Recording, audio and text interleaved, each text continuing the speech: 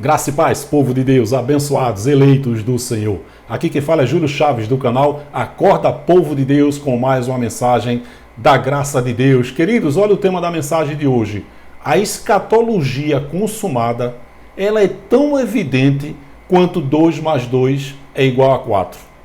É incrível como os futuristas insistem em levar tudo isso para o futuro.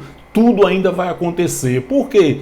Isso gera muita receita para o sistema religioso. Se as pessoas entenderem a escatologia consumada, bem como entender o Evangelho da Graça, essas chamadas igrejas fecham.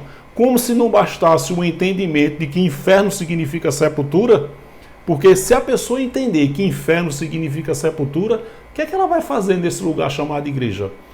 Todas as pregações evangélicas caíram por terra quando se entende isso. É por isso que eu tenho falado, os pastores estão em maus lençóis. Porque todas as pregações evangélicas, ela faz com que você, meu irmão, não vá para o inferno. Você tem que aceitar Jesus para não ir para o inferno. Você tem que ser dizimista fiel para ir para o inferno. Você tem que se casar para não ir para o inferno. Você tem que ser uma nova criatura para não ir para o inferno. Cuidado, meu irmão. Jesus está voltando e você pode ficar. Você tem que ver onde você vai passar toda a sua eternidade. Ou seja, todas as pregações evangélicas é para fazer com que a pessoa não vá para o inferno. E aí, pastores? Inferno significa sepultura. Quebrou toda a pregação evangélica dos pastores, caíram por terra. Se o povo entender isso, essas chamadas igrejas, esses prédios, esses imóveis vão se transformar em faculdade, restaurante, clínica, empresa, escritório, consultório, mas vão fechar todas. Por isso que o interesse deles é pregar sempre o futuro, né? A teologia futurista, porque sempre vai acontecer, porque isso é introduzir na mente dos eleitos o medo e o terror.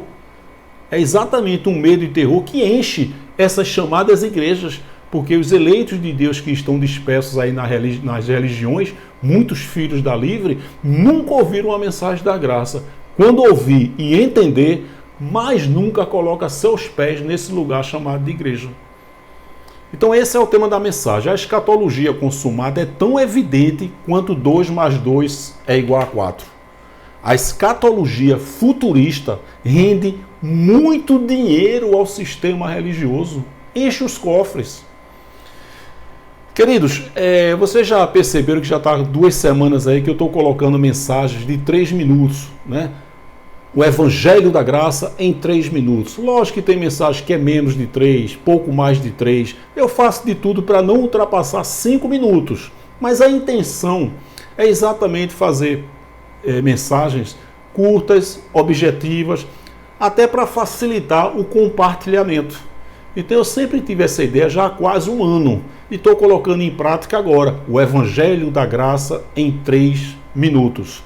E eu pretendo todo domingo colocar uma mensagem igual a essa, mais extensa para o nosso entendimento, tá certo? Então eu vou fazer de tudo para que todos os dias eu coloque pelo menos uma mensagem do Evangelho da Graça em 3 minutos, todos os dias. Vou fazer o possível para colocar uma todo dia.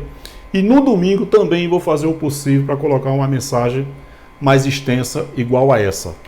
Então a finalidade dessa divulgação do Evangelho da Graça em 3 minutos é principalmente para fazer com que cresça o número de inscritos no canal, para que aumente a quantidade de joinha, de like, de compartilhamento. Por isso que agora nesse slide eu estou dizendo, para que você acesse a playlist. Então já tem na playlist, eu já acrescentei, ó, o Evangelho da Graça em 3 minutos.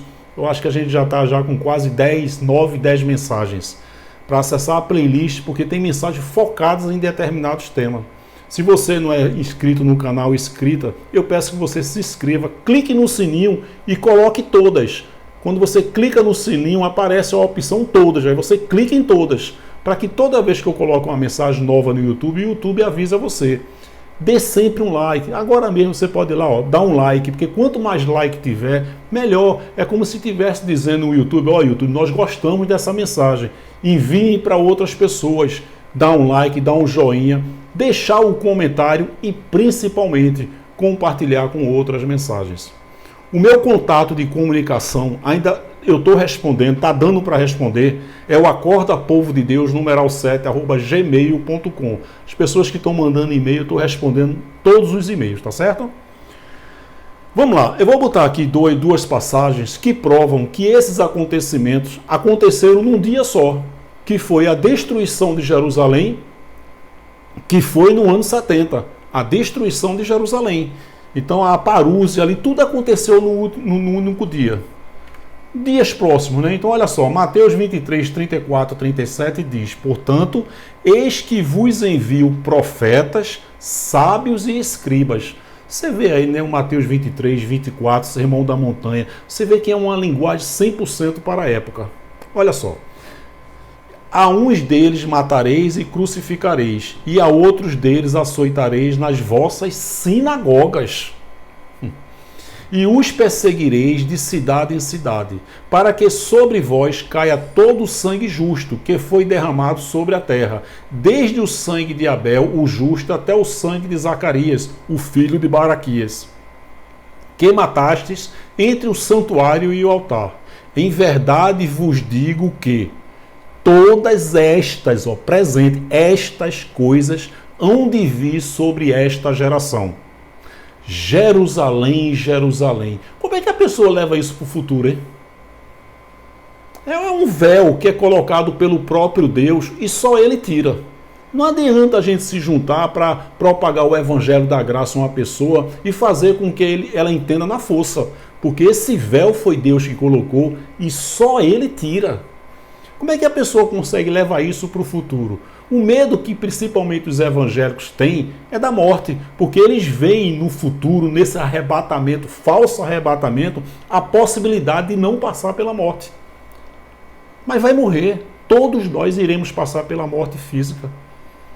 Então é um medo de morrer. Os profetas morreram, os discípulos morreram, os evangélicos não querem passar pela morte.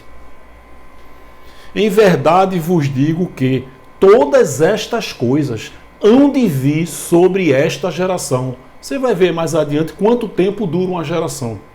Jerusalém, Jerusalém, que matas os profetas e apedrejas os que te são enviados.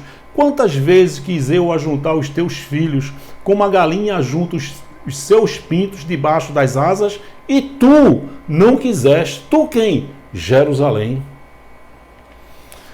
Olha só, Zacarias 14, 1, 8. Essas duas passagens de Mateus, Zacarias e Daniel agora, é para mostrar que esses acontecimentos, todos eles aconteceram em poucos dias, que foi exatamente a ressurreição dos mortos, a destruição de Jerusalém. A gente vai ver, 70 semanas estão determinadas sobre o teu povo e sobre tua santa cidade, para cessar a transgressão e para dar fim aos pecados, e para expiar a iniquidade, e trazer a justiça eterna e selar a visão e a profecia. Acabar com a visão e a profecia. E para ungir o Santíssimo. Sabe e entende, desde a saída da ordem para restaurar e para edificar Jerusalém, até o Messias, o príncipe, haverá 7 semanas e 62 semanas. As ruas e o muro se reedificarão, mas em tempos angustiosos. E depois das 62 semanas será cortado o Messias, falando de Jesus, mas não para si mesmo. E o povo do príncipe que há de vir destruirá a cidade e o santuário. Você vê que é uma linguagem 100% para Israel. E o seu fim será como uma inundação. E até ao fim haverá guerra. Estão determinadas as assolações. E ele firmará aliança com muitos por 1 semana. E na metade da semana fará cessar o sacrifício e a oblação. E sobre a asa das abominações virá o assolador. E isso até a consumação. E o que está determinado será derramado sobre o assolador. Daniel 9, 24 ou 27. Olha só. Essas duas passagens de Zacarias 14, do 1 ao 5, nós lemos outros versículos, e Daniel 9, 26, que nós lemos aqui também, do 24 ao 27, se fala da destruição de Jerusalém e a vinda do Senhor estão claramente profetizadas para acontecer no mesmo dia. Os discípulos acreditavam que a vinda de Jesus seria simultaneamente com a destruição de Jerusalém. Os últimos dias de Israel. Queridos, quando a Bíblia fala final dos tempos, não é que a terra vai pegar fogo, não, acabar não. Final dos tempos é o fim de uma nova era. É o fim de uma era dando início à nova era. Não é literalmente. Eu sei que pregar que a terra vai pegar fogo, que vai se acabar, gera também muita receita. Mas tem vários versículos na Bíblia que provam que a terra vai ficar para sempre.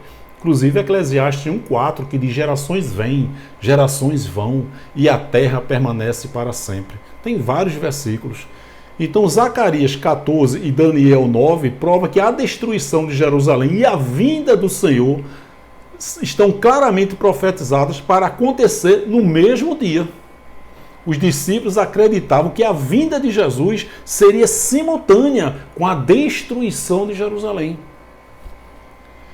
Os judeus do século I entenderam claramente o que? O sinal da tua vinda. A gente vai ver isso aqui. Significava, porque eles leram muitas vezes no Antigo Testamento. A gente vai ver passagens aqui que quando fala o sinal da tua vinda, está se referindo a pouco tempo. A gente vai ver. Ó. E o dia do Senhor. Então significava por eles leram muitas vezes no Antigo Testamento. Essa linguagem era usada muitas vezes no passado, sempre que Deus derrubava e destruía uma única nação em um momento específico. Compare, veja só. Isaías 13, 6 ao 9, cumpriu sobre a Babilônia em 539 AC. O que é que diz Isaías 13, 6 a 9? Clamai, pois, o dia do Senhor está perto. Você viu aí que os futuristas levam aí, já está 2000 anos, e o dia do Senhor continua perto? Não, quando Deus falava, usava um profeta para dizer, está próximo, estou à porta, o dia do Senhor está perto, ó, aconteceu, ó, se cumpriu sobre a Babilônia, no ano 539 a.C. Então, ó, Isaías profetizando, clamai, pois o dia do Senhor está perto, e estava literalmente perto.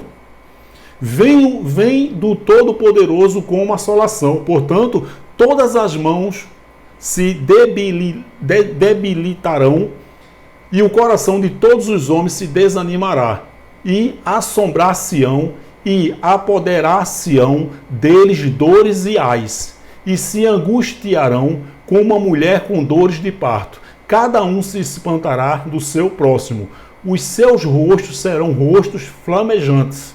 Eis que vem o dia do Senhor, horrendo, com furor e ira ardente, para pôr a terra de Israel em assolação e dela destruir os pecadores. Esses pecadores são pessoas que faziam mal, certo? Então você vê que isso aí foi uma profecia para o Império da Babilônia, e ele se cumpriu logo depois, no ano 539.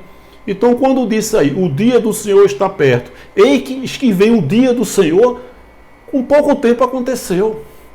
Não foi uma profecia futura daqui a milhares de anos, não.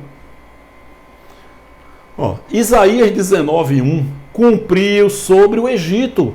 Então aqui foi uma profecia sobre a Babilônia e agora, ó, sobre o Egito, no ano 480 a.C. Peso do Egito. Eis que o Senhor vem, ó, a figura de linguagem aí. Eis que o Senhor vem cavalgando numa nuvem ligeira e entrará no Egito. Consegue imaginar a cena, ele cavalgando numa nuvem? Você percebe que é figura de linguagem. A gente vai ver isso aqui, que a Bíblia é cheia de figuras de linguagem, principalmente o Apocalipse. E os ídolos do Egito estremecerão diante dele, e o coração dos egípcios se derreterá no meio deles. Essa profecia também, ó, se cumpriu sobre o Egito no ano 480 a.C. Ezequiel 30, 3 e 4. Cumpriu sobre o Egito no ano também 480 a.C. Ó, esta palavra do Senhor veio a mim, profeta Ezequiel. Filho do homem, profetize e diga, Assim diz o soberano Senhor. Clamem e digam, ai, aquele dia, pois o dia está próximo. O dia do Senhor está próximo. Será dia de nuvens, uma época de condenação para as nações circunvizinhas ali de Israel. Então essa profecia, quando diz, pois o dia está próximo, o dia do Senhor está próximo, aconteceu poucos anos depois, no ano 480 a.C. Mateus 16, 27 e 28. Olha só. Porque o Filho do Homem virá na glória de seu Pai com os seus anjos e então dará a cada um segundo as suas obras. Em verdade vos digo que alguns há dos que aqui estão que não provarão a morte até que vejam vir o Filho do Homem no seu reino. Como é que consegue levar isso para o futuro? É muito feitiço, né? Eu acreditava nisso aí, que era o futuro. Eu era um perturbado religioso. Porque só estando com um feitiço colocado pelo próprio Deus, para não entender que isso foi para a época. Em verdade vos digo que alguns há, tinha uma multidão de pessoas, e Jesus estava dizendo, ó, vocês vão morrer. Agora, uns aqui, que aqui estão, dos que aqui estão, que não provarão a morte, mas vão morrer. Não provarão a morte até que vejam vir o Filho do Homem no seu reino. Qual é o argumento que os pastores falam para convencer um irmão abençoado, um evangélico, para levar isso para o futuro? Eu não sei que argumento é esse. Tem uns cães gulosos aí, eu não vou falar o nome aqui agora, que ele diz que Mateus 24 até o 34 já aconteceu. Olha, não passará esta geração. Não, isso aqui já aconteceu. Agora, do 35 ao 51, que fala sobre a vinda de Jesus. Isso aqui está para acontecer a qualquer momento. Isso é uma heresia. Como é que uma pessoa acredita numa heresia dessa? Já pensou? Mateus 24 até o 34, onde diz, não passará esta geração. Pastor, esta presente. Não, meu irmão, isso aqui já aconteceu. Agora, do 35 até o 51 de Mateus 24, não. Isso aqui está para acontecer a qualquer momento. Por quê? Porque está falando sobre a vinda do Senhor. Como é que Jesus vai juntar um grupo de pessoas e dizer, ó, gente, até aqui, claro que na época ele nem falou números, isso aí foi o homem que colocou, né? Mateus 24, versículo tal. Mas Jesus teria dado uma parada só, e esse aqui vai acontecer em breve. Agora, o que eu vou falar daqui por diante vai acontecer nas gerações muito futuras. É uma heresia, né? Como é que uma pessoa fala isso? E o pior, como é que as pessoas acreditam numa mentira dessa? Em verdade vos digo que alguns há dos que aqui estão que não provarão a morte até que vejam vir o Filho do Homem. Se Jesus não voltou, essa multidão de pessoas aí está com 2.150 anos. A escatologia futurista gera muita receita porque é sinônimo de medo e terror. Jesus disse que haveria alguns aqui, no momento do seu discurso, alguns aqui, de pé, que não provarão a morte até que vejam vir o Filho do Homem no seu reino. O que prova que esse versículo já foi cumprido, ou todos esses, alguns, ainda estão vivos nos dias de hoje? Óbvio que não. É um feitiço, mas esse feitiço é colocado pelo próprio Deus. São os filhos da escrava que vieram ao mundo para viverem na escravidão. Nós somos um povo privilegiado. Glória a Deus por isso. Respondeu Jesus, se eu quiser que ele permaneça vivo até que eu volte, o que ele importa? Pedro, siga-me você. Né, falando sobre João. Quer dizer, essa multidão aqui, alguns, essa multidão e João, todos eles estão vivos se Jesus não voltou. Tradução NVI. Os sinais dos falsos cristos e falsos profetas. Meu Deus. Quando vem um falso profeta, olha, bem que a Bíblia diz que nos últimos dias. Desde quando entra em contato aqui um filho da escrava aqui. Eita, esse Júlio Chaves, bem que a Bíblia fala que nos últimos dias. É um feitiço, né? Só é um perturbado religioso, né? Ficar falando isso, né? Eu era assim também, eu era um perturbado religioso. Tudo que acontece de ruim, estamos nos últimos dias. e nossos amados irmãos evangélicos acreditando nisso. Quer dizer, os filhos da livre, depois de uma mensagem dessa, vai aguçar a curiosidade. Os filhos da escrava vai continuar. Inclusive, esse canal Acorda Povo de Deus não é para os filhos da escrava. Não sei o que é que os filhos da escrava estão fazendo aqui nesse canal. Os sinais dos falsos de Cristo e falsos profetas sempre existiram, sempre irão existir. Mateus 24, 5 e 6 e 23 ao 26. Mateus 24, 4 e 5. E Jesus respondendo disse-lhes: acautelai-vos, que ninguém vos engane, porque muitos virão em meu nome dizendo, eu sou o Cristo, e enganarão a muitos. Isso foi na época. Quando Paulo diz em 1 Timóteo 4, 1, 2, doutrinas de demônios. Que demônios? Homens mentirosos de mentes cauterizadas. Foi na época, coincidentemente, está acontecendo hoje e sempre vai acontecer. Os últimos dias foi Paulo mandando uma carta para Timóteo, a gente vai ver aqui. Foram os últimos dias de Israel. Tudo foi para Israel. Mateus 23 a 26. Então, se alguém vos disser, eis que o Cristo está aqui ou ali, não lhe deis crédito, porque surgirão falsos cristos e falsos profetas na época, e farão tão grandes sinais e prodígios que, se possível fora, enganariam até os escolhidos. Está se referindo à tribulação, à salvação do ano 70. Eis que eu vô-lo tenho predito. Portanto, se vos disserem, eis que ele está no deserto, não saiais. Eis que ele está no interior da casa, não acrediteis. Os falsos profetas cristos na época. Atos 5, 36, 37, tradução NVI. Olha aí, os falsos cristos e os falsos profetas da época. Essa palavra aqui foi para a época, não tem nada a ver com os dias de hoje. Hoje é só coincidência, né? Coincidência de ter falsos pastores. Isso aí sempre vai existir. Isso é de Deus. Há algum tempo apareceu Teudas, um falso Cristo, falso profeta que Jesus estava falando, reivindicando ser alguém. E cerca de 400 homens se juntaram a ele. Olha que falso Cristo. Ele foi morto. Todos os seus seguidores se dispersaram e acabaram em nada. Depois dele, nos dias do alistamento, recenseamento, apareceu Judas, o Galileu, outro falso Cristo, outro falso profeta, que liberou um grupo em rebelião. Ele também foi morto e todos os seus seguidores foram dispersos. Atos 5, 36, 37, tradução NVI. De novo, os falsos cristos e falsos profetas. Um homem chamado Simão, outro falso Cristo, vinha praticando feitiçaria durante algum tempo naquela cidade, impressionando todo o povo de Samaria. Ele se dizia muito importante.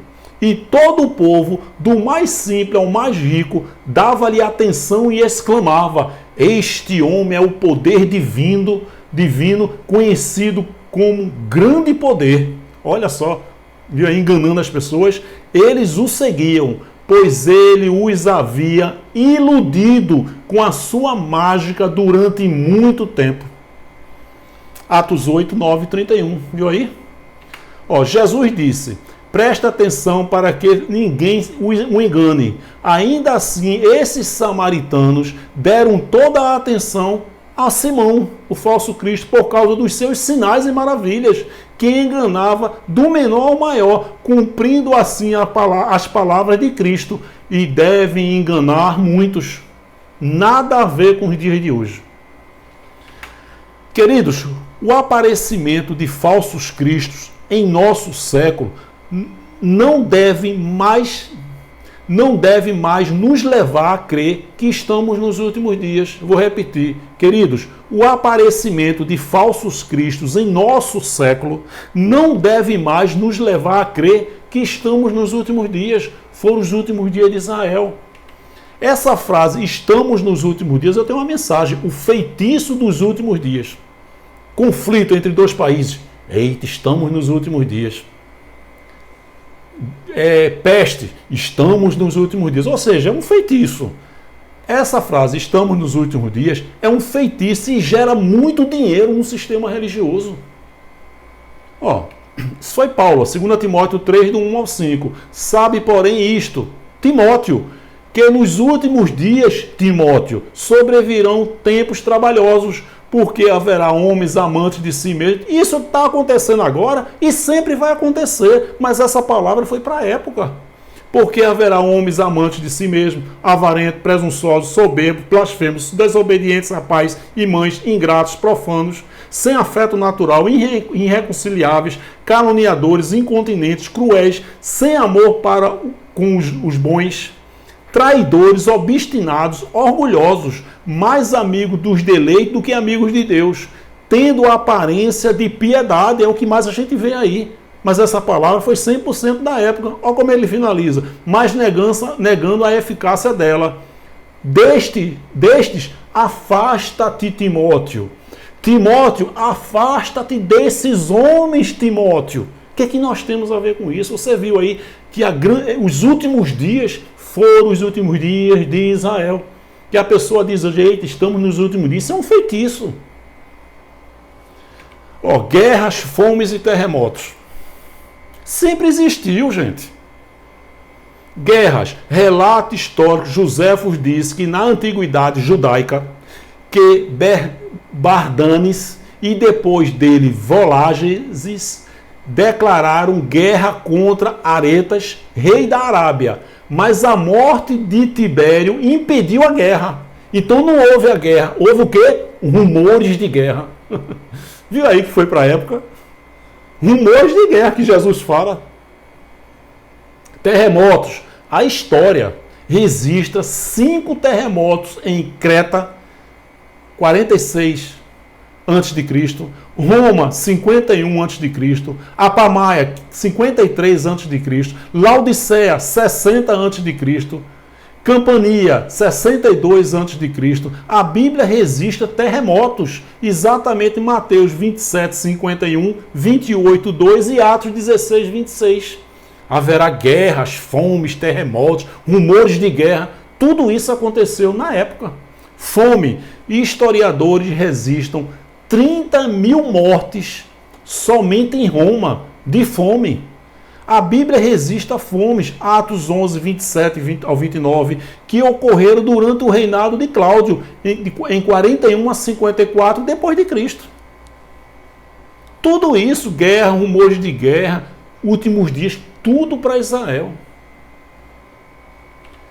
É verdade que no século 20 e 21 experimentamos falsos cristos, falsos profetas, terremotos, fomes, pestilência, peste, né? Guerras e rumores de guerras, etc. No entanto, essas coisas não existiram nos últimos 2000 anos. É só coincidência, sempre vai existir. No entanto, essas coisas não existiram nos últimos 2000 anos? É uma pergunta, sim, sempre existiu. Claro que sim. É incrível ver quantas gerações já se passaram e essas gerações continuam dizendo que Cristo está voltando porque pensam que os sinais em Mateus 24 se aplicam nos dias da sua geração, nos dias de hoje.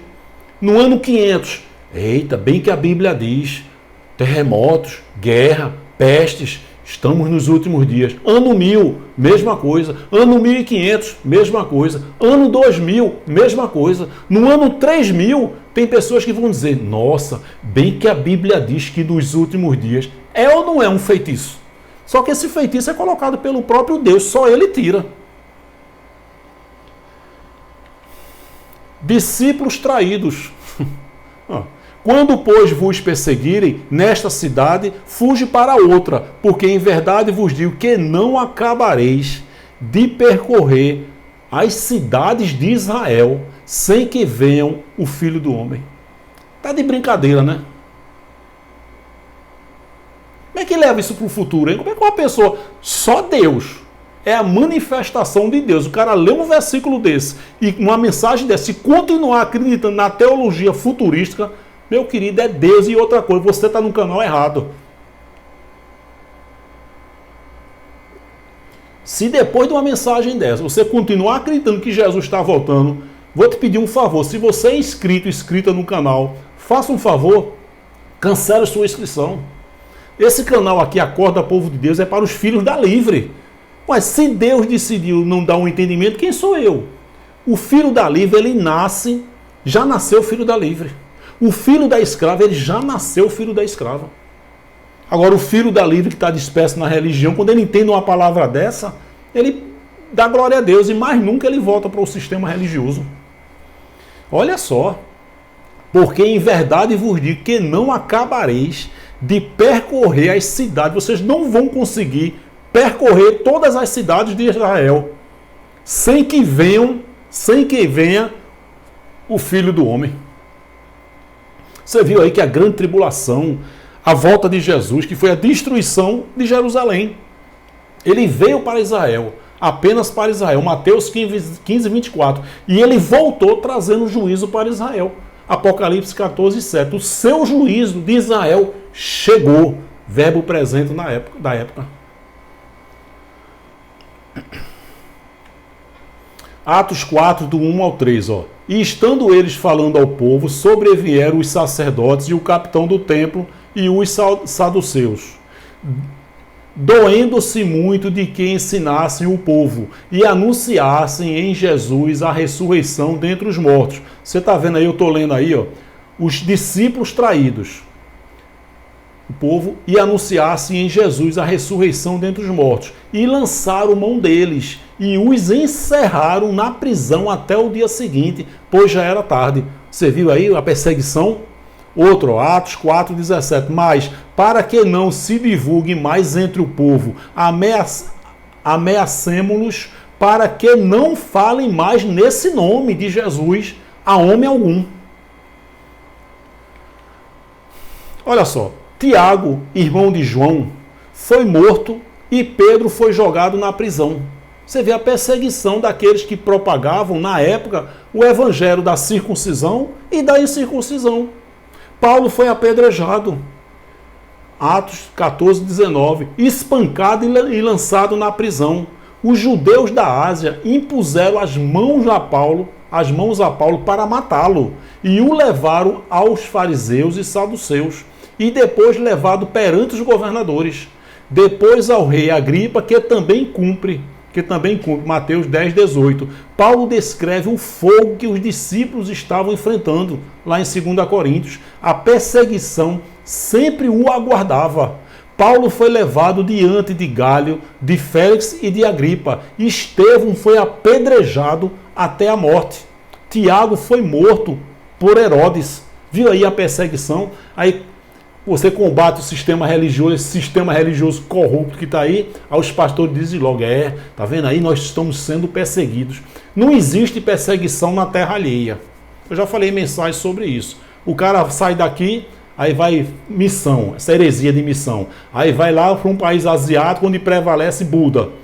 Aí o cara vai falar de Jesus lá, os caras botam ele para correr. Aí chega aqui no Brasil, meu irmão, nós estamos sendo perseguidos. Mentira, isso é heresia. Não existe perseguição na terra alheia. Vai abrir a porta para um cara propagar Buda na tua casa?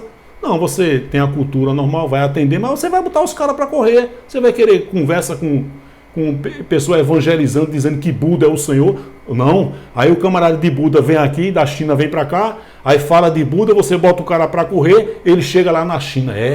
Estamos nos perseguindo. Percebeu? Não existe perseguição na terra alheia. Os cristãos sendo perseguidos, nada a ver, não tem nada a ver com os dias de hoje. Tudo isso foi para a época de Israel.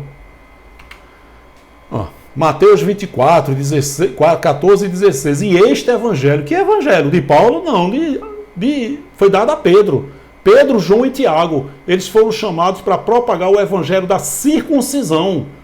Quando Jesus diz lá em Marcos 16, 15 e 16, ide por todo mundo, pregai o evangelho. Que evangelho? Que foi dado a Pedro, João e Tiago. Paulo fala isso em Gálatas 2, 7. A mim o evangelho da incircuncisão, como a Pedro o evangelho da circuncisão, para dizer aos judeus que Jesus Cristo era o Messias, a quem os profetas profetizaram.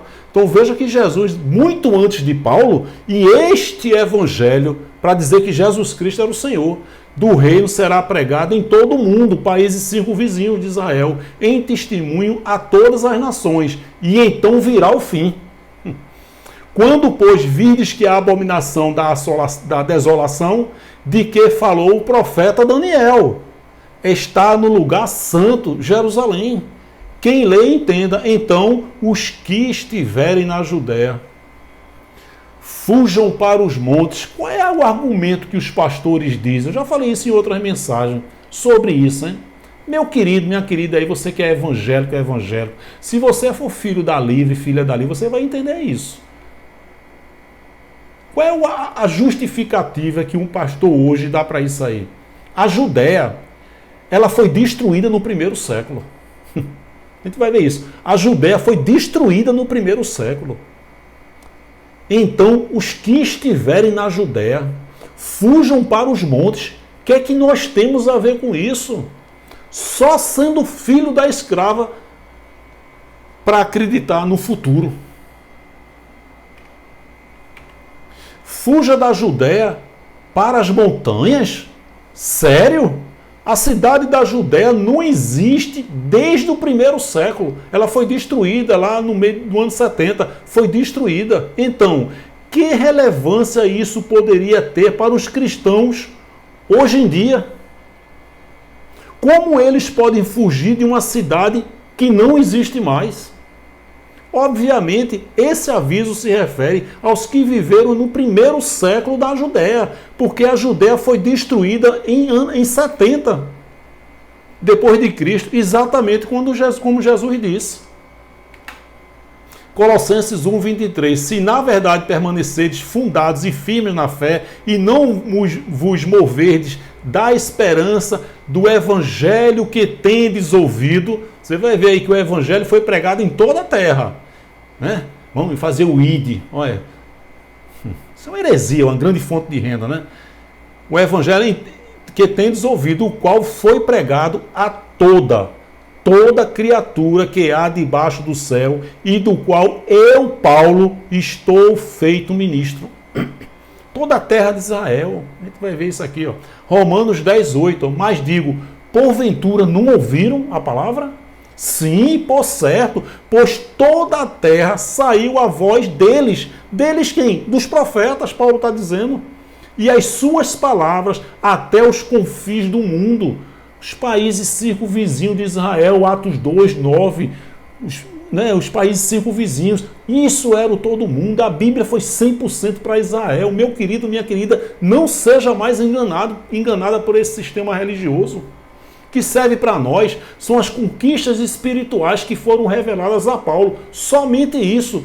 Nós não somos seguidores de Paulo, um judeu que viveu há 2000 anos. Agora, as conquistas espirituais, estás perfeito, estás completo, o batismo foi na cruz, o velho homem ficou na cruz. Glória a Deus, serve para todas as gerações depois da cruz, as nossas e as que virão. Mas digo, porventura não ouviram? Sim, por certo, por toda a terra saiu a voz deles, dos profetas, e as suas palavras até aos confins do mundo. Ó, sol escurecido. O pessoal fala em Apocalipse, não, a terra vai escurecer. Tudo isso é figura de linguagem. Ó, Ezequiel 32, 7 e 8. Sol escurecido, lua perdendo sua claridade. Vamos lá. Quando eu o extinguir, cobrirei o céu e escurecerei as suas estrelas. Cobrirei o sol com uma nuvem, e a lua não dará sua luz. Todas as estrelas que brilham nos céus, eu as escurecerei sobre você, e trarei escuridão sobre a terra. Palavra do soberano Senhor. Ezequiel. Isso aí se cumpriu sobre o Egito no ano 480 a.C. Viu aí que quando João fala aquela figura de linguagem, também foi para Israel? Da lua, das estrelas, tudo isso. Apocalipse 13, 6, 18. Olha só, eu tenho uma mensagem que eu falo sobre isso aí. A besta. Qualquer líder religioso, político, eita, é a besta do Apocalipse. É um feitiço, né?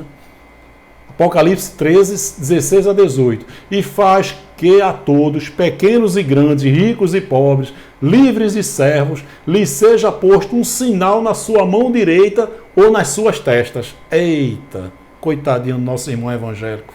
Para que ninguém possa comprar ou vender, senão aquele que tiver o sinal ou o nome da besta, ou o número do seu nome. Olha o que João diz. Aqui há sabedoria. Aqui há sabedoria. Você que é filho da livre, aí há sabedoria. Aquele que tem entendimento, calcule o número da besta. É o que o número da besta? Porque é o número de um homem. E o número é 666. Antigamente, os reis lá, quando eles faziam as maldades, eles não se identificavam. Então, cada letra do nome deles tinha um número. Por exemplo, Júlio. Eu não quero que isso aqui seja divulgado como Júlio, mas era um número. O J significa um número, o U significa um número, o L, o I, o O. Então, quando somou o número de homem, ó, porque é o número de homem. E quando soma esses números, dava 666. Agora, se você escrever o nome do imperador Nero César no alfabeto hebraico, olha a equação aí. A equação como é que fica? 200, 60, mais 60, mais 100, mais 50, mais 6, mais 200, mais 50. Somando dá 666. Olha a besta do Apocalipse aí, Nero. Você acha que esses pastores não sabem disso, não é? Quando é que eles vão dizer isso? Dia 31 de fevereiro eles vão dizer isso. São lobos, são cães gulosos. Se você entender isso, eles vão distribuir os currículos. Vai fechar essas sinagogas, essas empresas religiosas. Não é à toa que já ligou gente para mim dizendo: Júlio, essa tua palavra me quebra. Não precisa falar mais nada. Eu sei que existem homens que são vítimas do sistema, mas a maioria está enganando. Eles sabem disso. Ó. Aí fala sobre a testa, das suas testas. Ó. Ó, a figura de linguagem que João está usando aqui no Apocalipse é uma figura de linguagem. Isso aqui deu de sinal na besta, na testa. Ó. Deuteronômio 6, 6 a 8. Que todas estas palavras que hoje lhe ordeno estejam no seu coração. Aqui, entendimento. Ensine-as com persistência a seus filhos. Converse sobre elas quando estiver sentado em casa, quando estiver andando pelo caminho, quando se deitar e quando se levantar. Amarre-as como um sinal nos braços e prenda-as na testa. Isso aí era uma figura de linguagem que desde Deuteronômio Deus usava e João utilizou no Apocalipse para dar a entender, ó, gente, não esqueça esse mandamento. E usava essa figura de linguagem. Amarre-as como sinal nos braços e prenda-as na testa. Olha, Êxodo 13, 16. Isto será como sinal em sua mão e marca em sua testa. Viu aí João no Apocalipse utilizando essa linguagem de que o Senhor nos tirou do Egito com mão poderosa.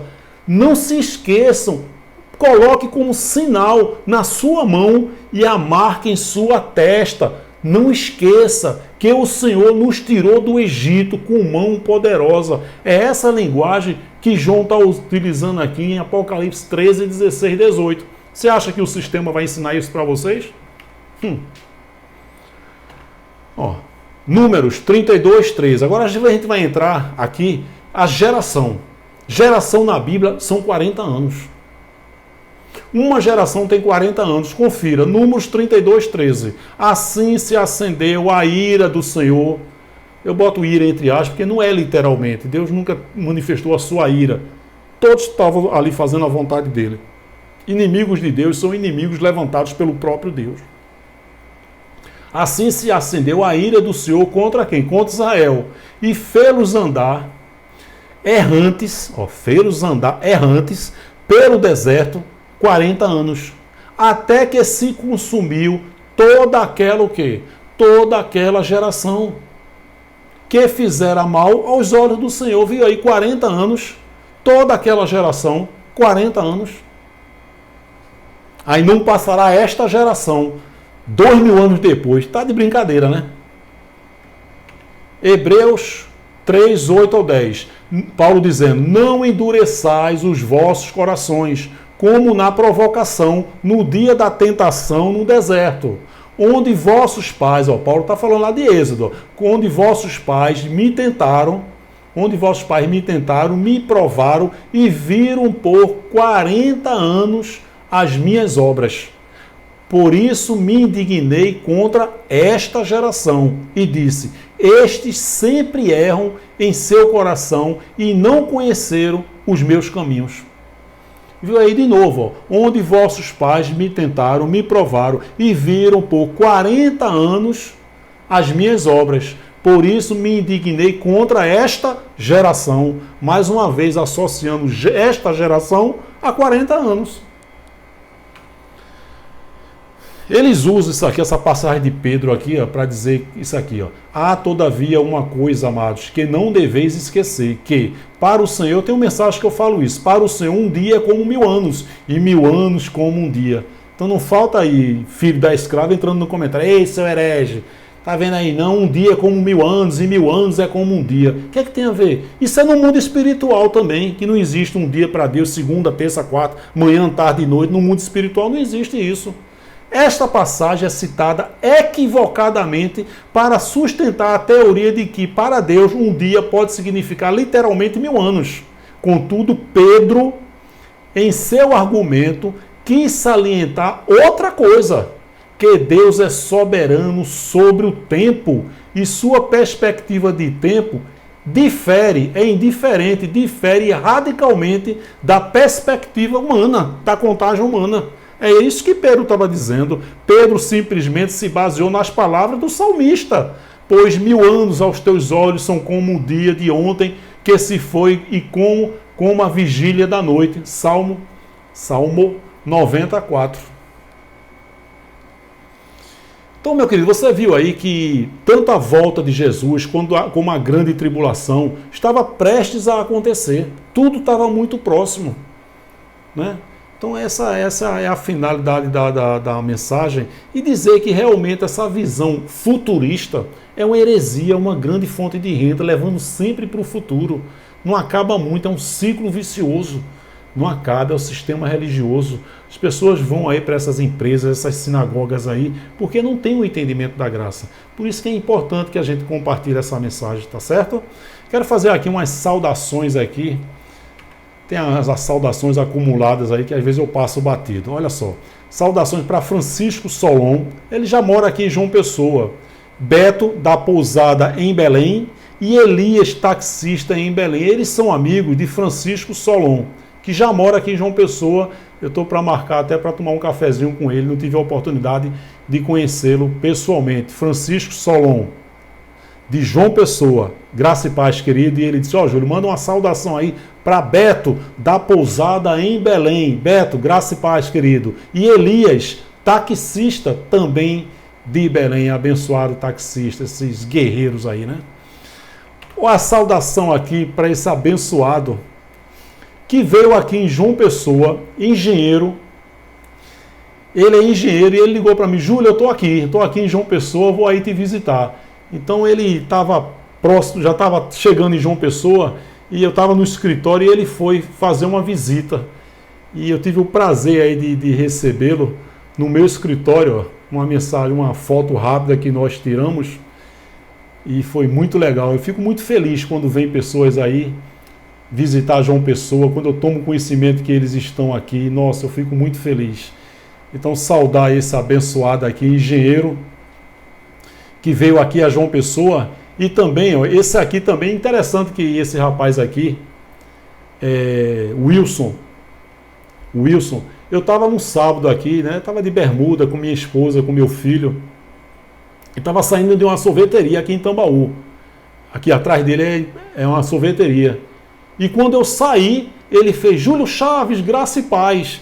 E eu não reconheci, né? Ele disse, é o Wilson aqui do canal, mas quando ele disse graça e paz, eu disse, glória a Deus, rapaz, tá fazendo o que por aqui? Esse rapaz, ele é militar, tá na reserva, reformado, aí tá passeando em João Pessoa e comprou um apartamento e a gente conversou ali e eu fiquei muito feliz. Quando eu saí da sorveteria ali, ele me reconheceu, o Wilson. Glória a Deus por isso. E eu fico muito feliz quando eu vejo assim, pessoas visitando João Pessoa. Nossa, eu faço de tudo para ir lá tirar uma selfie e deixar registrado, né? Então eu peço que você acesse a playlist do canal, clique em se inscrever, novamente, né, pedindo para que você compartilhe, dê um like, dê um joinha, clique no sininho, coloque todas, dê um like, um joinha e deixe seu comentário e principalmente compartilhe com outras pessoas. Meu canal de comunicação, por enquanto, é esse aí, Acorda Povo de Deus, numeral 7, @gmail.com. Então, queridos, eu vou fazer o possível para de segunda a sexta, segunda a sábado, colocar uma mensagem todo dia. E no domingo colocar uma mensagem dessa, mais extensa, para abrir o nosso entendimento, tá bom? Então é isso aí, muito obrigado, um forte abraço e até a próxima, querendo Deus. Graça e paz.